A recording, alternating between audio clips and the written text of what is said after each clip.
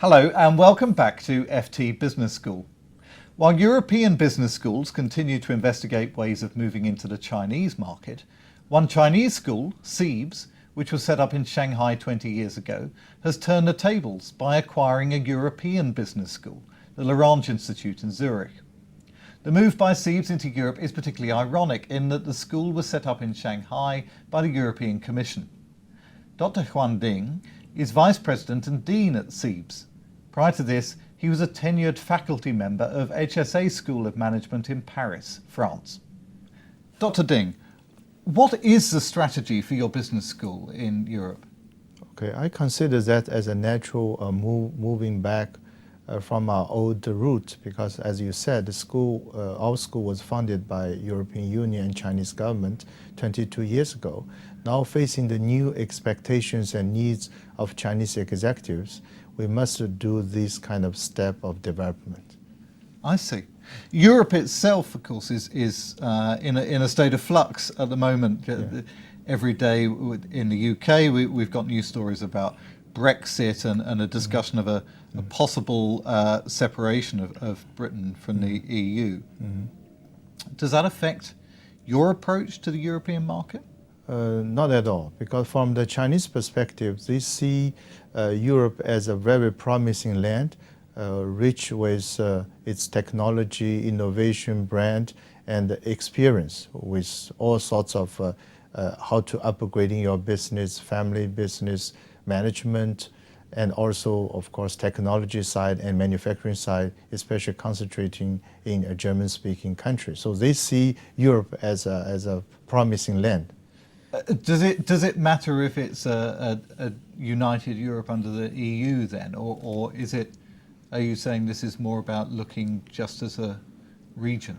I think they look at Europe always as a region, as we all know that there's nobody to call if you want to call Europe. This has been a historical problem. Now we see this problem in a more visible way.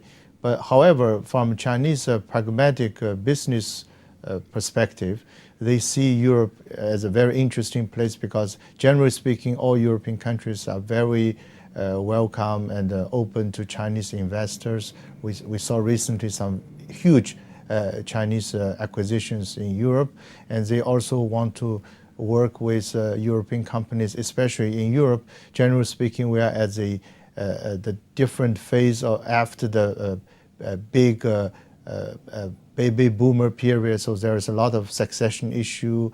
The new generation of entrepreneurs, they want to develop their market, but as you know, the market here is quite flat, so there are a lot of opportunity to work with Chinese in order to take the advantage of the new consumer change in China. So is this working more on a sort of country by country basis and company by company basis? Yeah, I think it's more about company by company basis, but since when they come here, they can still enjoy the free move, so for them it's quite easy to access to different resources here. And the European acquisition adds to an African campus you have as well. Yeah. How important is it to have these bases, and is this about China sort of looking out and taking a more global view? Yeah, so I think there's different aspects we want to work on. The first one is that, as I said, we will bring regularly Chinese executives into our study tours here in Europe, visiting European companies, sharing their experience and learn from European opinion leaders. So this is the first part. We'll bring Chinese people here. And the second part is that we will try to restructure our global EMB and to integrate better executives in China, based in China, based in Europe, based in Africa. But there's one common theme among them is that all of them are working for Chinese companies or working closely with China.